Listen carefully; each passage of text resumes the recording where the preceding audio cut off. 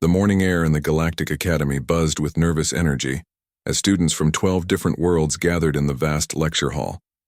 Professor Relac adjusted her crystalline teaching device, her 4 eyes scanning the diverse crowd before her. Some students floated in specialized atmosphere bubbles, others sat on heated platforms, and a few required gravity adjustments to remain comfortable. In the third row, 2 unremarkable beings sat quietly among their more exotic classmates. Tom and Amy looked almost boring compared to the others. They had no shimmering scales, no extra limbs, no glowing neural networks visible through transparent skin. They were simply human, a species so new to galactic society that most textbooks had not yet been updated to include them. Behind them, 3 Altarians whispered in mathematical equations, their logic-driven minds already calculating probabilities for the semester's final project. Their gray skin held perfect symmetry, and their large heads housed brains that processed information faster than most organic computers. To their left, a cluster of vegan hive minds communicated through rapid color changes across their butterfly-like wings, sharing thoughts instantly across their group consciousness. Near the back, 2 massive Rigelians took up an entire row. Their rock-like skin and crushing grip strength made them natural dominators in any physical challenge. They had conquered 17 star systems through pure force and saw no reason why academic exercises would be different. Professor Relax voice echoed through the hall's translation system. Today I will announce your final examination. This test will determine not only your grades, but your species standing in our xenobiology research database. The room fell silent. Even the vegan collective stopped their color-shifting communication. You will be transported to Kepler 438c, a primitive world with no technological infrastructure. Each species group will be placed in different regions of the same continent. You will have exactly 30 rotations to demonstrate your evolutionary advantages, using only materials found in the natural environment. Tom raised his hand slowly. Professor, what kind of materials are we talking about? Several students turned to stare at the human. The Altarians found his question inefficient, since optimal strategy required knowing all variables before planning. The Rigelians saw it as a sign of weakness, preparing excuses before the challenge began. Basic elements, Professor Relac replied. Rock, wood, water, plant matter, soil, nothing processed or refined. The planet contains no metals near the surface and no obvious energy sources. Amy leaned forward. What about the local ecosystem? Are there plants we can eat? Animals? The biosphere is compatible with most species represented here. However, I should warn you that the planet experiences significant temperature variation. Day temperatures reach comfortable levels, but nights drop below freezing. There are also various predatory species that hunt primarily after dark. The Altarians immediately began calculating thermal requirements and defensive positioning. The Vegans' wings shimmered as they shared rapid tactical assessments.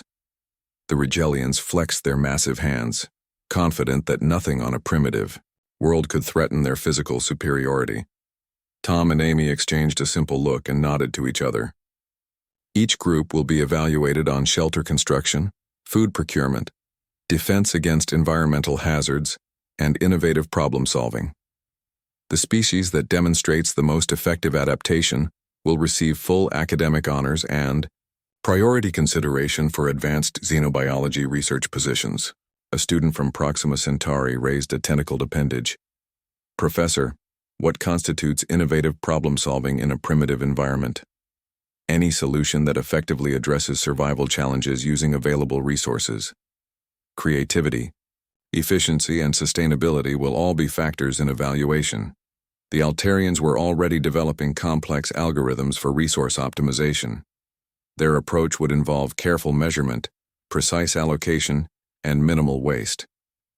They had survived on their harsh homeworld through perfect logic and mathematical precision. The vegan collective buzzed with shared planning. Their hive mind advantage meant perfect coordination between group members. They could execute complex construction projects with seamless teamwork, building larger and more sophisticated structures than any individual-minded species. The Rigelians cracked their knuckles with sounds like breaking stone. They had dominated their homeworld through superior strength and aggressive territorial control. Any predators or environmental challenges would simply be overpowered through brute force. Other species in the room had their own advantages.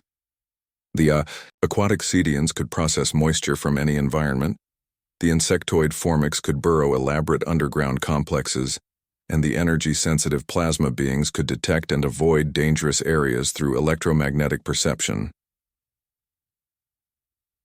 "What about tools?" Amy asked quietly. "Tools?" Professor Relax seemed puzzled by the question. "You mean like the natural tools some species possess? Claws, specialized appendages, that sort of thing?" "No, I mean making tools, creating implements to help with tasks." The room became very quiet. Most species had never considered creating artificial extensions of their natural abilities. They worked with the biological capabilities they had evolved, not with external objects. "The rules specify that you can only use materials found in nature," Professor Relax said slowly. "If you can fashion something from natural materials, I suppose that would be acceptable. Though I cannot imagine what purpose such objects would serve that your natural abilities cannot accomplish." Tom smiled slightly.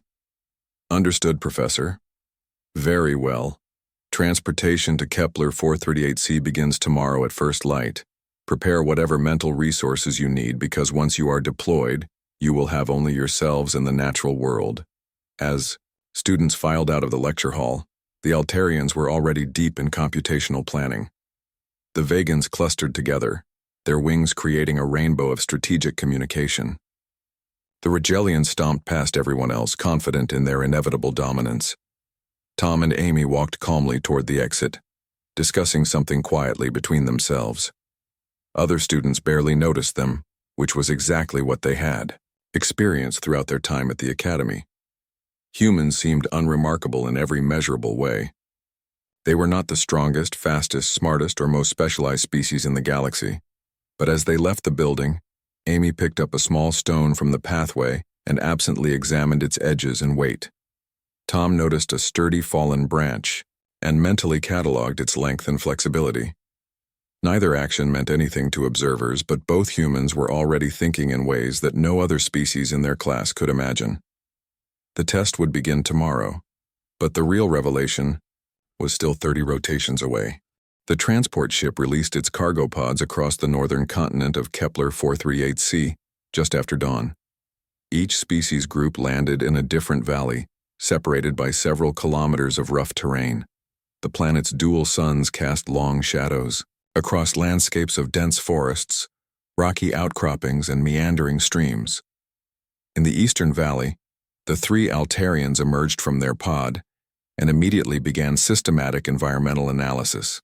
They measured temperature, humidity, wind, patterns, and soil composition with scientific precision. Within 2 hours, they had created detailed maps of local resources and calculated optimal shelter positioning based on thermal dynamics and defensive positioning. Their leader, designated Prime Logic Unit, directed the others to gather materials, according to precise specifications. They would construct a mathematically perfect shelter using the minimum required resources for maximum efficiency. Every action followed logical protocols developed over centuries of survival on their homeworld. The vegan collective landed in a meadow rich with flowering plants. Their 5-member group instantly synchronized through rapid wing communication, becoming essentially one distributed organism with multiple bodies. They began harvesting materials in perfect coordination, each member knowing exactly what the others were doing without any verbal communication. Their construction progressed with fluid efficiency. While 2 members gathered structural materials, another identified edible plants, and the remaining 2 began weaving living branches into a communal shelter. Their hive mind advantage made them incredibly fast at any task requiring teamwork. In Niua, the Western Valley, the 2 Rigelians surveyed their territory with satisfaction. The area contained several caves that could be easily modified for shelter. Rocky outcroppings provided defensive advantages, and the local wildlife would present no challenge to their crushing strength. They spent the afternoon marking territorial boundaries and fortifying their chosen cave system.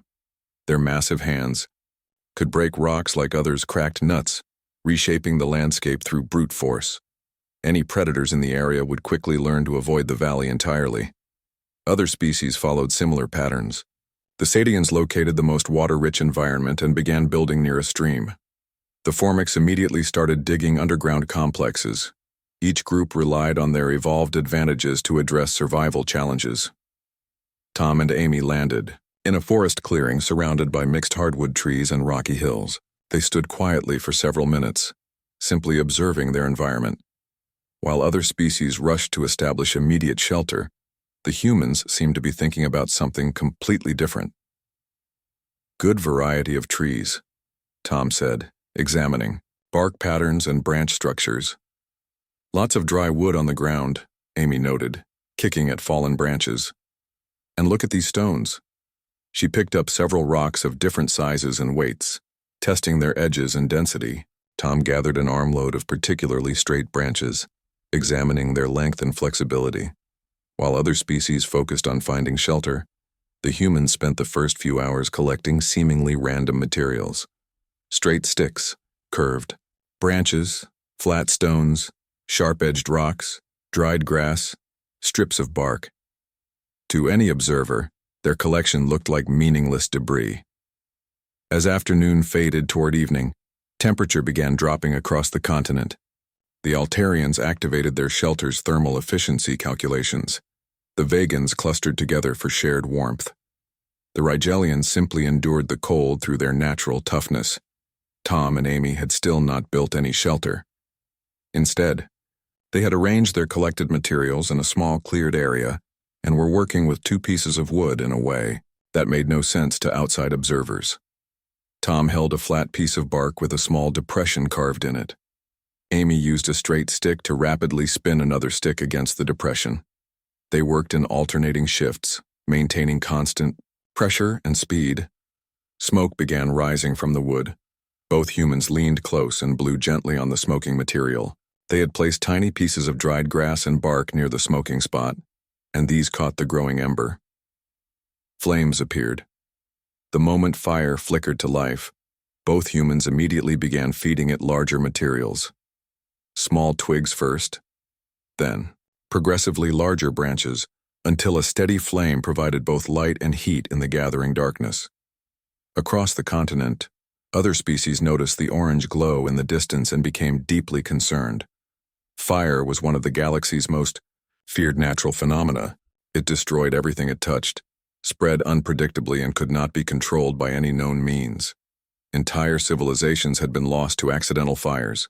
The fact that the humans had somehow encountered fire and survived was alarming. The fact that the fire seemed contained and steady was impossible. By full dark, the temperature had dropped below freezing. Most species huddled in their shelters, conserving body heat and waiting for sunrise. The Altarians ran thermal calculations to optimize their survival until morning. The Vegans shared warmth through close physical contact. The orange glow from the human valley continued throughout the night. Using emergency communication devices meant only for dire situations, several species contacted each other to discuss the phenomenon. The consensus was that the humans had either died in an accidental fire or had somehow managed to temporarily escape from one. But as the night progressed, the light remained steady and controlled. No spreading, no wild fluctuations, no signs of destruction. Just consistent, manageable illumination and presumably heat. Even more disturbing, the humans could be heard moving around their campsite, apparently comfortable and active in complete darkness. Other species were effectively blind and motionless until sunrise, but the humans seemed to have extended their useful day into the night hours. Tom and Amy spent the dark hours doing things that other species could not understand. They used their fire to cook local plants, making them easier to digest. They hardened wooden points in the flames, creating tools with greater durability. They explored their area using burning branches as portable light sources. Most importantly, they used the night to prepare for the next day's work in ways that would have seemed impossible to their classmates. As dawn approached and the fire died, down to glowing coals, both humans simply added more wood and brought the flames back to full strength. They had not just created fire, they had demonstrated control over it. The morning communication networks buzzed with reports from species across the continent. Everyone had survived the first night, though some had struggled with the extreme cold. Most were preparing to begin serious shelter construction after learning from their first day's experience. But the reports all mentioned the strange orange glow from the human valley, and the impossible fact that it had been maintained throughout the entire night. Professor Relac, monitoring the exercise from orbit, reviewed thermal imaging data with growing puzzlement. The human camp showed consistent heat signatures throughout the night, far warmer than their valley's ambient temperature. The energy source was completely unclear. More disturbing were the mobility patterns. While other species had remained stationary, in their shelters from sunset to sunrise, the humans had moved actively around their environment all night long. They had somehow extended their productive time by 12 hours. As the second day began, Tom and Amy were already working with materials they had gathered during their nighttime exploration. They had used the dark hours not just for survival, but for preparation and resource collection. Other species were beginning their second day of survival. The humans were beginning their second day of something that Professor Relac was starting to realize might be completely different. The fire continued burning, steady and controlled, as both humans began working on projects that would have seemed impossible to complete with bare hands. But they were no longer using bare hands. They were using tools. By the third day, established patterns had emerged across the continent. The Altarians had constructed a geometrically perfect shelter using precise measurements and logical resource allocation. The Vegan collective had woven living branches into an organic dwelling that filtered air and water naturally. The Rigelians had carved out a cave system that could withstand any environmental assault. Each species was successfully demonstrating their evolutionary advantages. The Cedians had diverted stream water into their camp for easy access. The Formics had excavated a complex underground network with multiple chambers. The plasma beings had positioned themselves to absorb optimal energy from both suns. In the human valley, Tom and Amy had created something that defied classification. They still maintained their fire, now built inside a ring of carefully placed stones that contained and directed the heat. But around the fire, they had assembled an array of objects that confused long-range observers and baffled the other students. Tom held what appeared to be a rock attached to a wooden handle. He used this implement to strike other rocks, breaking them into specific shapes with controlled force. The combination of rock and handle multiplied the power of his strikes far beyond what his natural strength could achieve. Amy worked with a sharp stone edge hafted into a split stick, creating a cutting tool that could slice through wood and plant matter with remarkable efficiency. She had used this device to harvest straight branches, strip bark, and shape wooden components with precision that should have been impossible for her species' soft appendages. But what truly disturbed observers was the systematic progression of their tool creation. They used simple tools to make better tools, then used those improved implements to craft even more sophisticated devices. Tom had chipped rocks into specific shapes, then used those shaped stones to carve wooden handles that fit perfectly in human hands. Amy had created cutting edges, then used those to craft containers from woven plant fibers. Both humans had fashioned pointed sticks, fire-hardened the tips, and created spears that extended their reach and striking power. The communication networks crackled with confused reports. The Altarians could not calculate the mathematical advantage of creating external objects instead of optimizing natural capabilities. The Vegan collective found the concept of individual implements incompatible with their shared consciousness. The Rigelians saw no purpose in artificial aids when superior strength was already available. But as the days progressed, the humans' capabilities expanded exponentially. They created specialized tools for specific tasks. Digging sticks for earth work, scrapers for processing animal hides, hammers for breaking rocks, knives for cutting and carving. Each implement was designed for maximum efficiency at particular jobs. More disturbing was their tool-making progression. Tom used a simple stone hammer to shape better stone hammers. Amy employed basic cutting tools to craft improved cutting tools. They were trapped in an endless spiral of increasing sophistication, with each generation of implements enabling the creation of superior versions.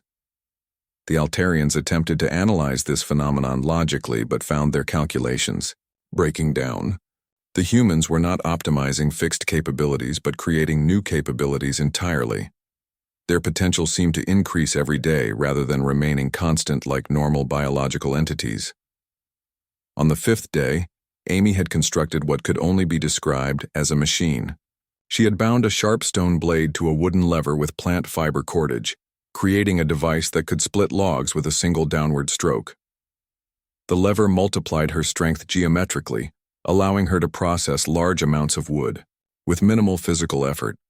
Tom had developed fire-starting tools that could create flames in moments rather than requiring the lengthy process they had used initially. He had crafted tinder containers that kept fire-starting materials dry, portable fire carriers that could transport flames safely, and feeding systems that maintained fires automatically. Both humans had created clothing from processed plant fibers and animal skins, giving them protection against environmental conditions that exceeded their natural biological tolerances. They had effectively expanded their survival range beyond what their species should have been capable of enduring. The other students watched these developments with growing alarm.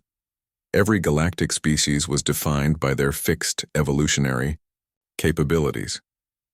Altarians were logical, Vegans were collective, Rigelians were strong. These traits determined their potential and limitations in any situation. But humans seemed to have no fixed limitations. They continuously created new capabilities by building external extensions of their will into physical reality. On the 7th day, the humans demonstrated the most disturbing aspect of their tool-making behavior.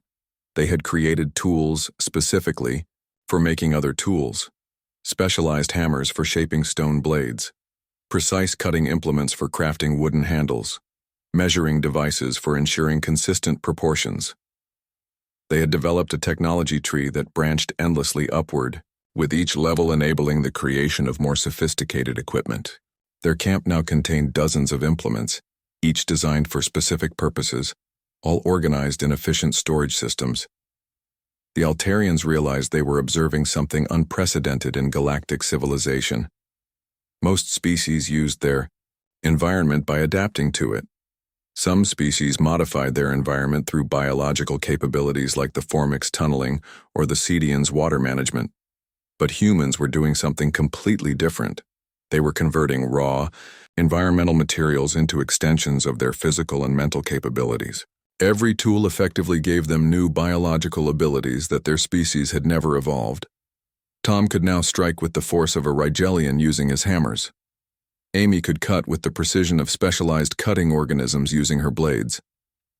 Both could process materials, transport objects, and manipulate their environment with capabilities that far exceeded their natural biological potential. More troubling was the recursive nature of their tool creation. Each implement enabled the crafting of better implements, which enabled the creation of even more sophisticated devices. The humans were caught in an exponential spiral of increasing capability that seemed to have no upper limit. By the 10th day, their tool collection had become incomprehensible to outside observers. They had implements for every conceivable task, backup tools for critical functions, and specialized devices for maintaining and improving their other equipment.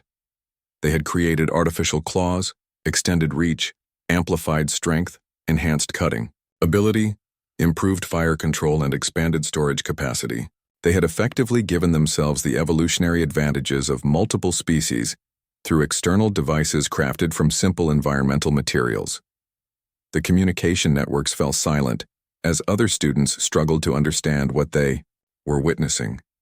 The humans had not just survived their environment, they had systematically conquered it by transforming it into personal infrastructure. But the most disturbing realization was still to come. Tom and Amy were not finished with their modifications to the natural world. They had moved beyond simply creating tools to use their environment. They were preparing to redesign the environment entirely. The tools were just the beginning of something that would fundamentally challenge every species' understanding of how intelligent life was supposed to interact with the natural world.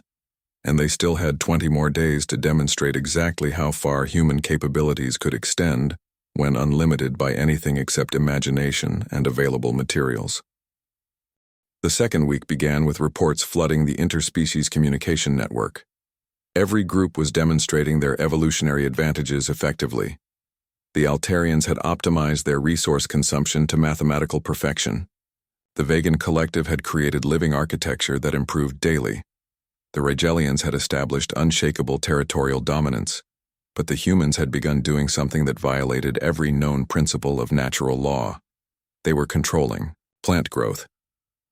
Amy knelt in a cleared area near their camp, using her digging tools to break soil in perfectly straight rows. The work was systematic and purposeful, completely unlike the random foraging behavior that other species use to locate edible plants. Tom worked alongside her, using his cutting implements to remove specific vegetation while carefully preserving other plants. They were not simply harvesting what nature provided, they were making deliberate decisions about which plants should grow and which should be eliminated. The Altarians observed this behavior with computational confusion. The humans were expending significant energy to destroy perfectly useful vegetation for no logical purpose. Their mathematical models could not account for the inefficiency of deliberately reducing available food sources. But as days passed, the pattern became clear and deeply disturbing. The humans had identified which plants were most useful for their needs: root vegetables that provided concentrated nutrition, leafy plants that offered essential nutrients, seed-bearing plants that could generate more food over time. They had systematically removed competing vegetation and encouraged the growth of only the most beneficial species. Amy had created irrigation channels using her digging tools, directing water flow from a nearby stream directly to the roots of their selected plants. The channels followed logical paths that maximized water distribution while minimizing erosion, demonstrating planning and engineering that should have been beyond the capabilities of a primitive survival situation. Tom had developed a composting system, collecting organic waste materials and arranging them to decompose in ways that enriched the soil around their planted areas. He was accelerating natural decay processes and directing the results to benefit their controlled vegetation. Both humans had begun selecting seeds from the healthiest plants and storing them in weatherproof containers crafted from processed materials. They were planning for future growing seasons and preserving genetic material from superior plant specimens.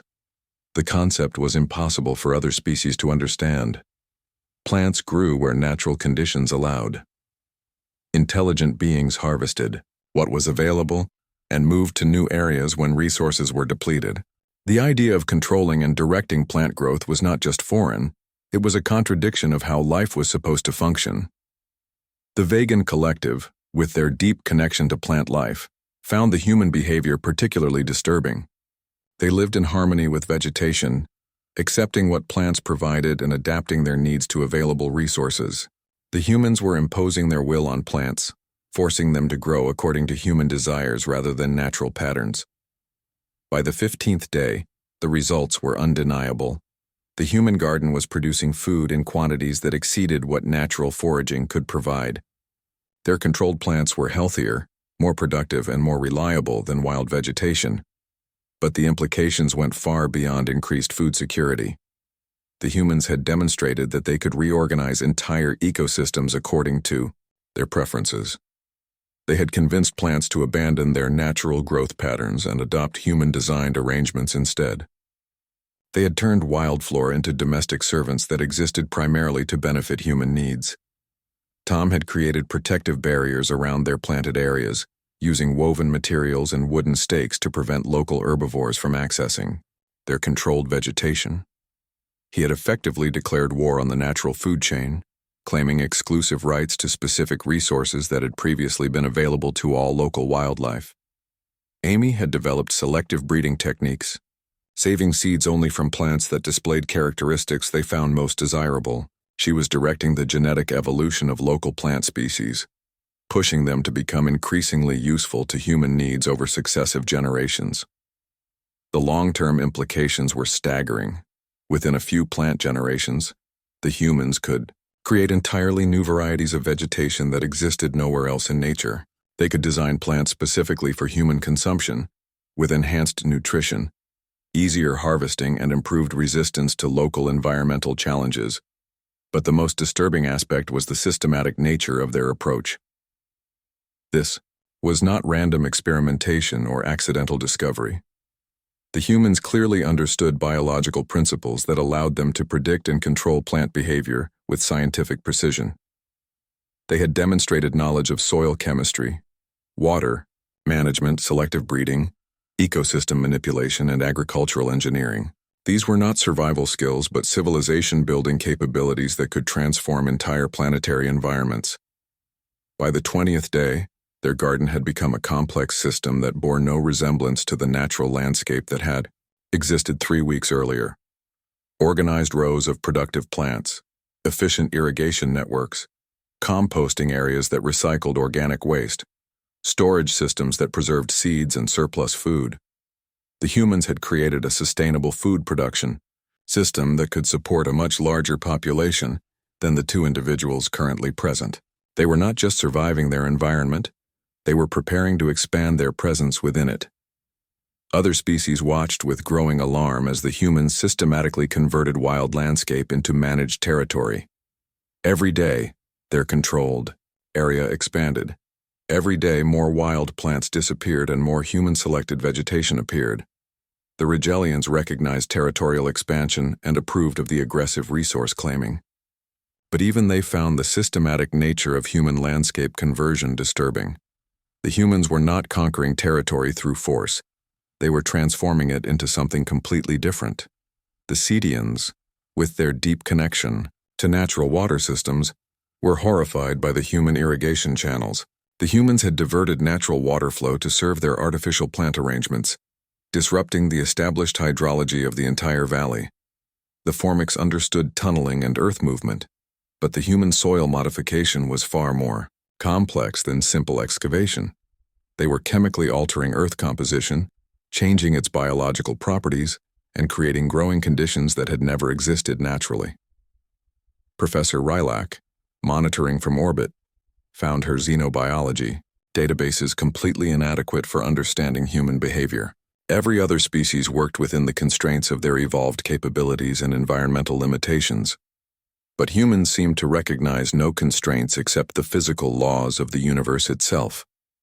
They treated their entire environment as raw material for construction projects limited only by their imagination and available energy. The garden was not just a survival technique. It was a demonstration that humans could redesign entire ecosystems according to their preferences, creating abundance where none had existed before, and establishing permanent infrastructure for supporting expanded populations. As the final week of the exercise approached, Tom and Amy were already planning improvements for the following growing season. They discussed crop rotation techniques, expanded irrigation systems, and selective breeding programs that would further optimize their controlled vegetation. They had not just created a garden. They had demonstrated that human beings could convince entire landscapes to reorganize themselves around human needs. And they still had 10 days left to show what else they could accomplish when they decided to remake their world. Professor Rilak descended from the orbital monitoring station with her evaluation team, prepared to assess 30 days of species survival demonstrations. Her 4 eyes had observed the exercise from above, but she needed ground-level inspection to complete her xenobiology research data. The first stop was the Altarian camp in the Eastern Valley. The 3 logical beings had constructed a mathematically perfect shelter using precise resource calculations and optimal geometric design. Every material was utilized with complete efficiency, nothing wasted, everything serving maximum survival function. Excellent work, Professor Rilak noted, recording their systematic approach to environmental adaptation. Your logical optimization has produced superior results with minimal resource expenditure. This demonstrates clear evolutionary advantages for species with enhanced mathematical reasoning. The Altarians provided detailed calculations showing energy input, resource consumption, and survival probability assessments. Their approach represented the pinnacle of rational adaptation to environmental challenges. Next, the evaluation team visited the Vegan collective in their meadow settlement. The 5-member hive mind had created living architecture that continued growing and improving throughout the exercise period. Their shelter filtered air naturally, collected rainwater automatically, and provided climate control through biological processes. Remarkable collective achievement, Professor Rilak observed. Your shared consciousness has enabled construction projects impossible for individual-minded species. The biological integration with your environment shows sophisticated adaptation strategies. The Vegan collective communicated their success through rapid wing displays, demonstrating perfect coordination between all group members. Their approach represented the ultimate expression of cooperative environmental integration. The Rigelian cave system impressed through sheer physical dominance. The 2 massive beings had carved living space from solid rock, created defensive positions that could withstand any assault, and established territorial control over their entire valley. Outstanding demonstration of physical superiority, Professor Rilak recorded. Your strength-based approach has produced unshakable shelter and complete environmental control. No other species could challenge your territorial dominance. Each successive camp demonstrated clear evolutionary advantages. The Cedians had created sophisticated water management systems. The Formics had excavated underground cities with multiple levels and specialized chambers. The plasma beings had positioned themselves to absorb maximum energy from available sources. Every species had successfully survived 30 days while demonstrating their unique biological capabilities. The exercise was proceeding exactly as Professor Rilak had designed, with each group showcasing their evolutionary specializations. Then the evaluation team reached the human valley, and Professor Rilak stopped walking. Tom and Amy had not simply survived 30 days in a primitive environment. They had constructed a thriving settlement that looked like the foundation of a permanent civilization. The original forest clearing had been transformed into an organized community space. Multiple fire systems provided controlled heat and light. Sophisticated tools filled organized storage areas. Cultivated gardens produced abundant food in systematic rows. But the scope of their transformation went far beyond anything Professor Rilak had imagined possible. They had built structures that served specialized functions. A workshop area for tool creation and maintenance. A food processing station with devices for cooking, preserving, and storing provisions. A water management system that collected, filtered, and distributed fresh water throughout their settlement. They had created furniture crafted from wood and woven materials. Chairs, tables, storage containers, and sleeping platforms that provided comfort far beyond basic survival needs. Their living space resembled a permanent home rather than a temporary survival shelter. Most disturbing was the systematic nature of their improvements. Every day had brought new innovations and expansions. They had not simply adapted to their environment but had systematically converted it into human infrastructure. How? Professor Rilak whispered, her 4 eyes scanning the impossible settlement. Tom looked up from his work maintaining their tool collection. How what, Professor? How did you accomplish all this? Your species lacks the mathematical precision of the Altarians, the collective consciousness of the Vegans, or the physical strength of the Rigelians. What evolutionary advantage allowed you to create this level of environmental modification? Amy wiped soil from her hands as she emerged from the garden area. We don't really have one specific advantage, I guess. We just make tools and figure things out as we go. But the scope of your modifications exceeds what should be possible for any individual species. You have demonstrated capabilities that required the combined efforts of multiple specialized civilizations to develop over centuries of technological advancement. Tom shrugged. It's not really that complicated. You see something that needs doing, you figure out how to do it, you make tools to do it better, then you move on to the next problem. Professor Rilak's xenobiology training provided no framework for understanding this response. Every known species had evolved specialized capabilities for specific environmental challenges. They worked within those capabilities and accepted the limitations those specializations imposed. But what happens when you encounter problems that exceed your natural abilities? Both humans looked at her with confusion as if the question made no sense. Then we solve them anyway. Amy said simply. We figure out how to make our abilities bigger, or we create new abilities, or we change the problem until it becomes something we can handle.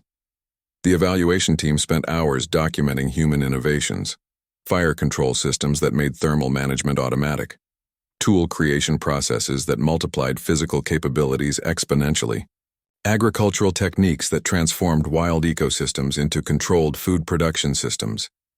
But the most disturbing discovery came when Professor Relack asked about their future plans. This 30-day exercise ends tomorrow, she explained. What would you do if you were required to remain here permanently? Tom and Amy exchanged one of their simple looks. Build more, I guess, Tom said. There's a lot of potential in this valley. We could probably support 50 or 60 people here, pretty comfortably. 60 people? Professor Rylack's voice cracked slightly. This environment has resources for perhaps 12 individuals of most species. Right now, sure, Amy agreed. But we could expand the gardens, improve the water systems, build better shelters. Given a few seasons, we could make this place support a much larger population. And after that? Well, eventually we'd probably need to expand into the neighboring valleys, set up trade networks between settlements, develop specialized production centers for different resources. Professor Rylack realized with growing horror that the humans were not describing survival techniques. They were outlining a colonization plan that would transform the entire continental ecosystem. But what about the existing environment? The natural balance of local ecosystems? Both humans looked at her with genuine confusion. What about it? Tom asked. Well, your modifications would disrupt natural systems that have evolved over millions of years. Amy nodded thoughtfully. Yeah, probably. But the new systems would work better for supporting human populations. So, that seems like an improvement. The evaluation team returned to orbit that night, with data that challenged every principle of xenobiology research. Most species demonstrated clear evolutionary advantages within environmental limitations. They adapted to their surroundings while working within the constraints of their specialized capabilities. But humans seem to recognize no limitations except the basic physical laws of reality itself. They treated their entire environment as construction material for building whatever they decided they needed. More disturbing was their complete comfort with this approach. They showed no concern about disrupting natural systems, no hesitation about imposing their will on entire ecosystems, and no recognition that their capabilities might have limits. Professor Relack spent the return journey analyzing her data and reaching conclusions that terrified her. Every other species in the galaxy had evolved within ecological niches that defined their potential and limitations. They were part of natural systems, constrained by the same forces that shaped all life. But humans appeared to exist outside natural constraints entirely. They treated the universe as raw material for construction projects limited only by their imagination and available energy. The implications were staggering. If humans could transform a primitive valley into a thriving settlement in 30 days, what could they accomplish in 30 years? In 300 years? In 3,000 years? Other species expanded by finding new environments that matched their evolved capabilities. Humans apparently expanded by transforming any environment to match their needs. Every planet they encountered would become another construction project, rebuilt according to human specifications. The final evaluation meeting took place in the Academy's highest security conference chamber. Representatives from 12 major galactic civilizations reviewed Professor Relack's findings with growing alarm. The exercise was designed to identify species-specific evolutionary advantages, she explained to the assembled delegates. Every participating species successfully demonstrated their specialized capabilities within expected parameters. She paused, her 4 eyes reflecting the gravity of what she was about to report. Except for the humans. They did not demonstrate evolutionary advantages. They demonstrated something completely different. The Altarian representative processed this information logically. What classification would you assign to their capabilities? I cannot classify them within any existing framework. They appear to possess evolutionary advantages that include the ability to create new evolutionary advantages as needed. The room fell silent as the implications sank in. The Vegan collective representative shimmered through several color changes before asking, "Are you suggesting that humans are not constrained by their evolved biology?"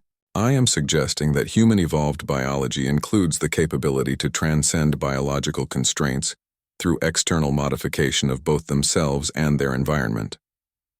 The Rigelian delegate's massive frame shifted uneasily. "Are they a threat to established galactic civilizations?" Professor Rilak considered the question carefully. "They are a threat to the concept of established anything. Humans do not accept that anything is established if it does not serve their purposes." She activated the holographic display showing orbital footage of the human settlement. In 30 days, they converted a wild valley into the foundation of a permanent city. They developed controlled food production, sophisticated tool manufacturing, and infrastructure systems that could support populations 50 times larger than their current numbers. The display shifted to show the other camps, all of which looked like temporary survival shelters compared to the human settlement. But the most significant discovery was their planning horizon. When asked about future development, they described expansion strategies that would transform entire continental ecosystems within a few generations. The Cedian representative rippled with concern. Did they show any awareness of ecological disruption? They viewed ecological disruption as a positive improvement. They see natural systems as inefficient and unoptimized for supporting intelligent life. The delegates exchanged worried communications. Every galactic civilization had evolved within natural systems and maintained some level of ecological balance with their environments. The concept of deliberately destroying natural systems to build artificial alternatives was unprecedented. "What are your recommendations, Professor?" the Assembly Chairman asked. Professor Rilak had spent days considering this question. Her answer would influence galactic policy toward humanity for generations. "Humans represent either the greatest opportunity or the greatest threat in galactic history," she said finally. "They possess capabilities that could solve resource limitations, environmental challenges, and expansion problems that have constrained galactic civilization for millennia." She paused, weighing her words carefully. "But they also represent the end of natural systems as we understand them. Everywhere humans establish permanent presence, the environment will be systematically converted into human infrastructure. They do not coexist with ecosystems, they replace ecosystems." The implications were clear to everyone in the room. Humanity's expansion across the galaxy would mean the end of countless natural worlds, replaced by artificial systems designed to support human needs. However, Professor Rilak continued, their approach to problem-solving suggests they could address challenges that have seemed insurmountable to our civilizations: resource scarcity, environmental degradation, population pressure, technological limitations. "At what cost?" the Vegan representative asked. "At the cost of accepting that the universe exists to be rebuilt according to intelligent design rather than preserved in its natural state." The meeting ended without formal resolutions, but with a new understanding of humanity's place in galactic civilization. They were not just another species with unique evolutionary advantages.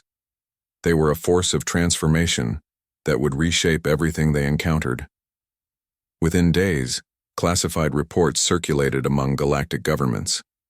Some saw humanity as invaluable allies whose capabilities could solve their civilization's greatest challenges.